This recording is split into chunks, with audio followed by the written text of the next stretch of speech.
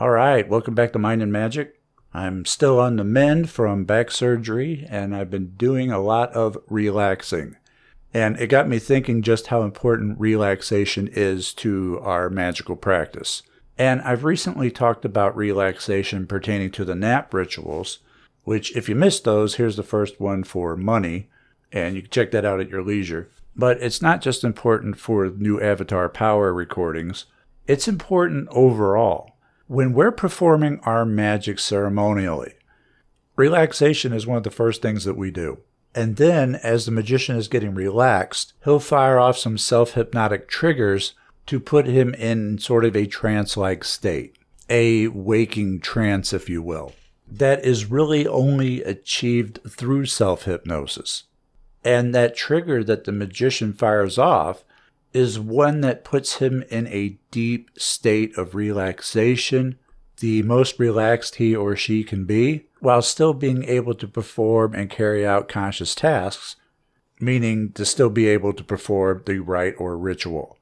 And if you're not doing that, I don't know what kind of magic you're performing, but you're doing it the hard way, because it's going to do a couple things.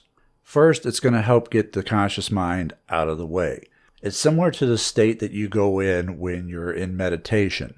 And in meditation, the goal is to have cross-communication between the conscious and the subconscious mind. And we need to go into sort of a trance-like state to help get that conscious mind out of the way so that we can get our ritual instruction into our subconscious. Because remember, the conscious mind acts as a filter. It blocks a lot of things from getting into the subconscious mind just because you're conscious of them. It's the things that slip past your consciousness that you have to worry about taking root in your subconscious mind. In this instance, however, we are purposefully installing our own instruction into our subconscious mind, but in order to do that, we have to get the conscious mind out of the way, hence the state of trance that you need to be in. It's like the difference of playing hockey against a team that has a really great goalie, that goalie being your conscious mind blocking things from getting in, or playing against a team that pulls their goalie and leaves an open net. And the other thing that deep relaxation does for your magic is it gets your body in unison. When you are not relaxed, your body is divided amongst itself.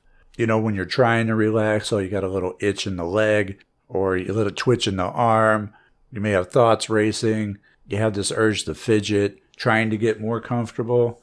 I don't know any other way to put it other than the body is divided. Different parts wanting to do their own thing rather than combining into a focused effort. When you get into really deep relaxation, the body tends to gel into one being with a singular purpose. And you can feel it. The body feels more as one when you're in deep relaxation. It's one of the reasons it's so enjoyable. When you're just moving about through your normal waking life, different parts of the body have different tasks to do. You may be walking and talking and holding something such as a phone, or in the case of performing magic, your ritual tools. When you're in deep relaxation, especially if you're laying down, like listening to the nap ritual recordings, the body only has one task, that is to relax. And so it comes together in relaxation as one. Now, in the case of trance performing a rite, you still have tasks to do and words to recite, so you obviously wouldn't be as relaxed as, say, when you're lying down listening to a recording. And that's where the hypnotic factor comes into play. Because with hypnosis, you can get down into deep relaxation, more so than you could without it. And the more relaxed you are, the more unified you are.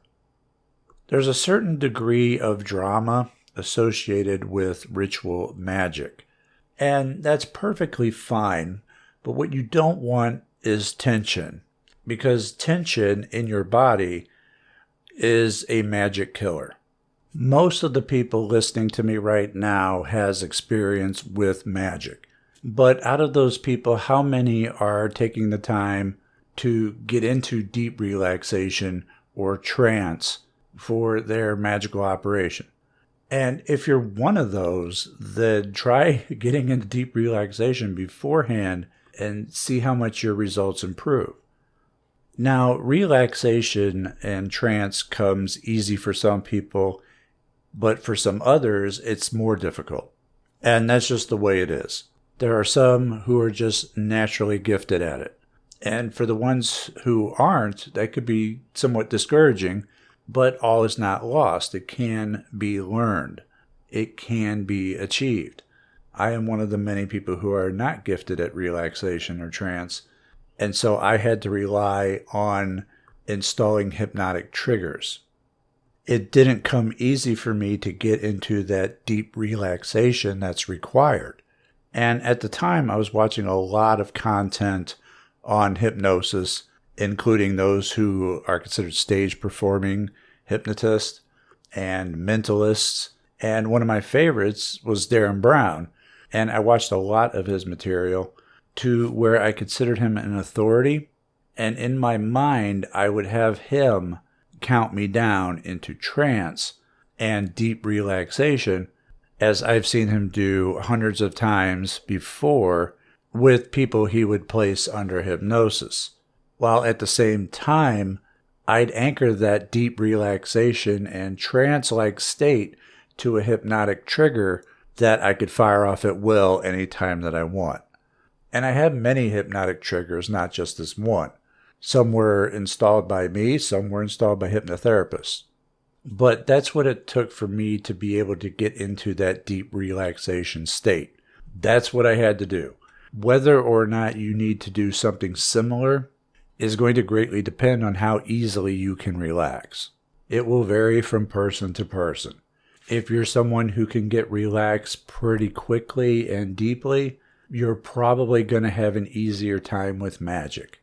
If you're someone who can't relax as well, it will probably be more difficult for you, but it can become easy if you install hypnotic triggers, which are pretty instantaneous when you fire them off.